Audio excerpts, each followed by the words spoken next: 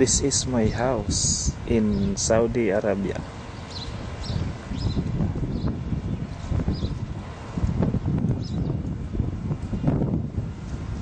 And this is my neighbor. They have a lot of vegetable planted in his front. And here comes my house and my vegetable planted.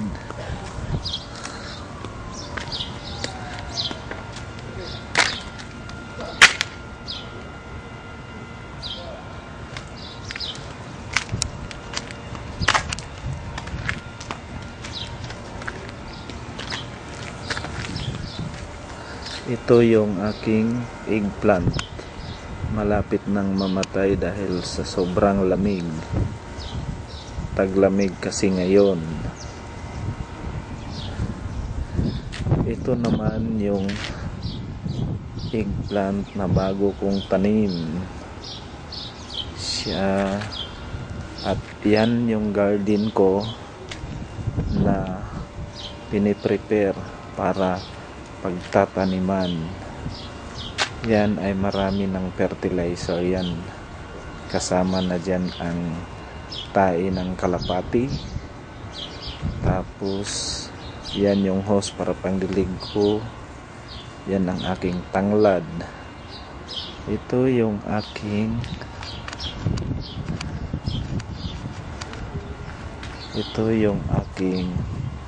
mga kamatis na malapit na rin hindi makapag-survive sa lamig.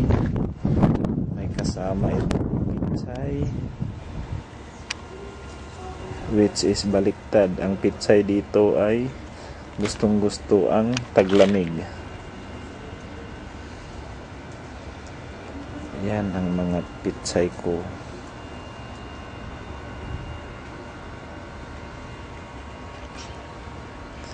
Mayroong screen kasi kinakain ng ibon ang dahon ng aking pitsay. Hindi makapaglaki. Ito yung tanim kong malunggay.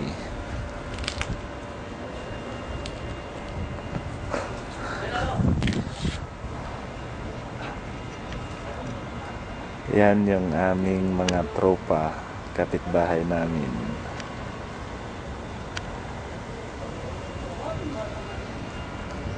Tapos tuloy natin. Ito yung aking malunggay na nilagyan namin ng fertilizer na matay. Sayang. Kaya ang puno ko ng malunggay ay isa na lang. Ito pa yung aking mga pitsay. Marami akong pitsay. Mga maliliit pa kasi na-harvest na lahat yung malaki.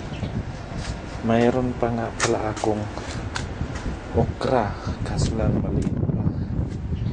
Kaya niyan.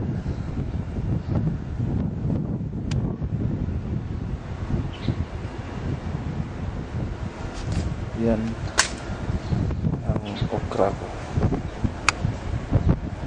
Maliit pa.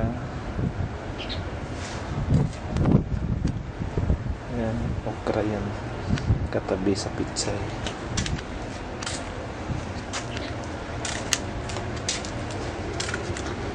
Tinabunan ko yung bago kong tinanim na pitsay. Baka malanta sa init. At pati pa sa silid ng